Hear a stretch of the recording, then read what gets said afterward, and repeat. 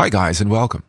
On this video, we are going to understand what are the best ways that can help you to pick up the best mutual fund for your needs. Maybe after months of research and so many questions, you finally decided to put your hard-earned money into a mutual fund. Well, you may find this as a shock, but you've just passed the easy stage. The harder part is yet to come. Now you have to choose the best mutual fund for your need and situation. But how exactly do you do that?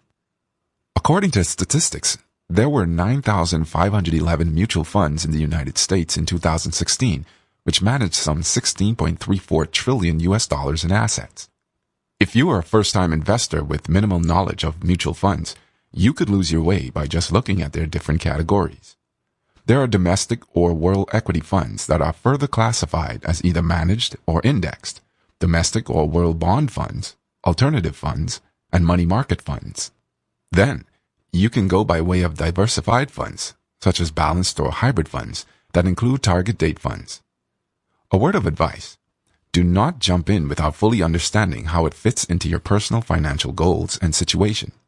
Many newcomers make this crucial mistake and end up losing financially.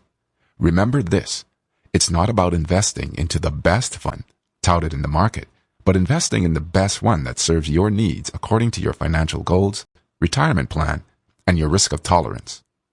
The good news is, we have provided some key points that you should consider as a novice mutual fund investor before letting go of your money. First, focus on your financial objectives. First things first, identify and focus on your financial objectives.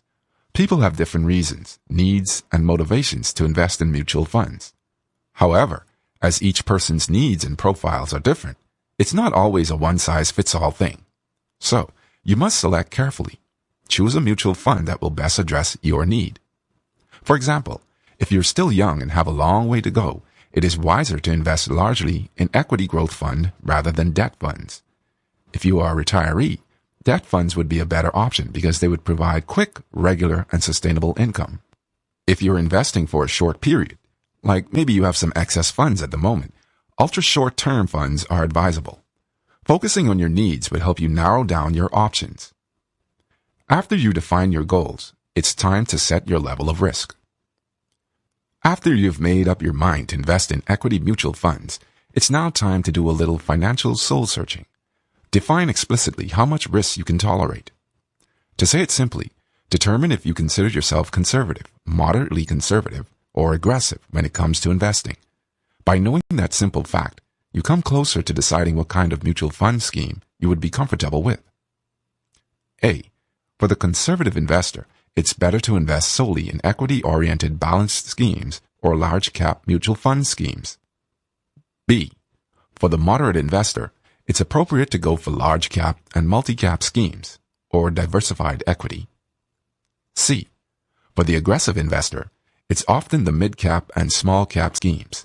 Some would add sectoral schemes to their list, but only if you have a sound knowledge about how these sectors behave and operate.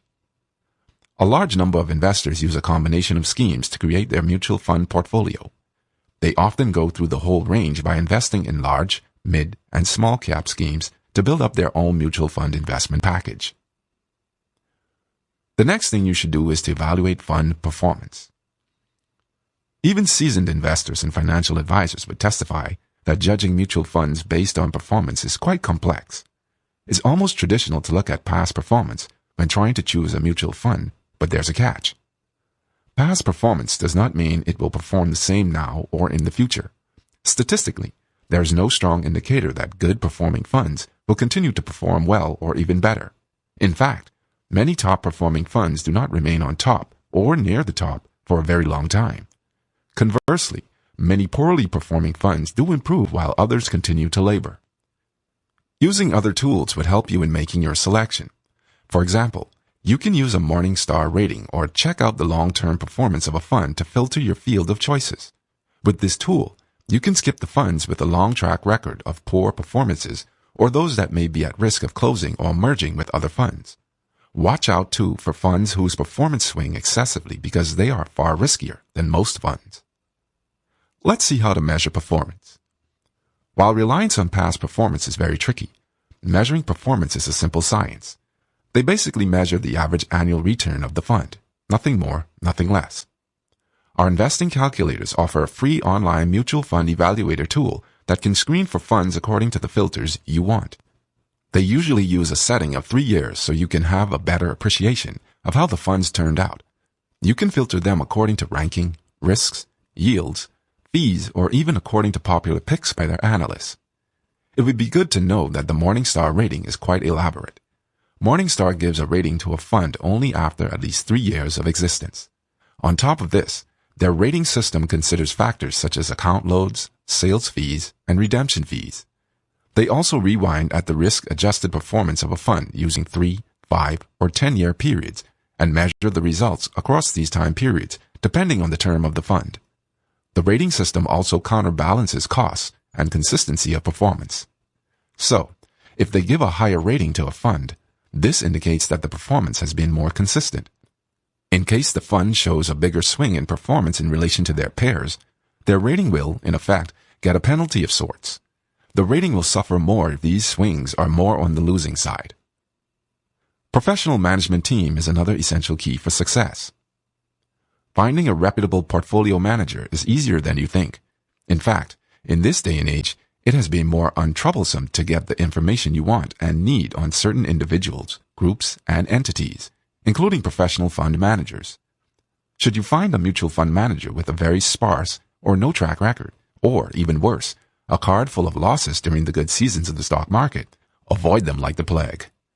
Ideally, you want a firm that has been established by one or more credible investment analysts or portfolio managers.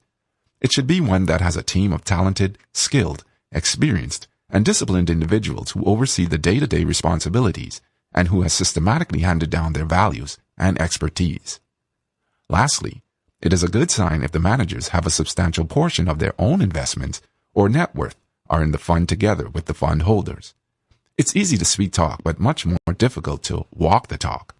In this case, seeing them have their own capital at risk alongside yours is a powerful testament to their integrity. When you pick up a mutual funds, consider the expense ratio. One rookie mistake in choosing a mutual fund is neglecting to pay attention to the impact of fees on total returns, or which experts call the expense ratio. The fees vary from fund to fund and company to company. They also differ whether you choose a passive fund or an actively managed fund. A passive fund is one that approximates the growth of an index, such as Standard & Poor's 500 index of large companies. There are many index funds you can invest in.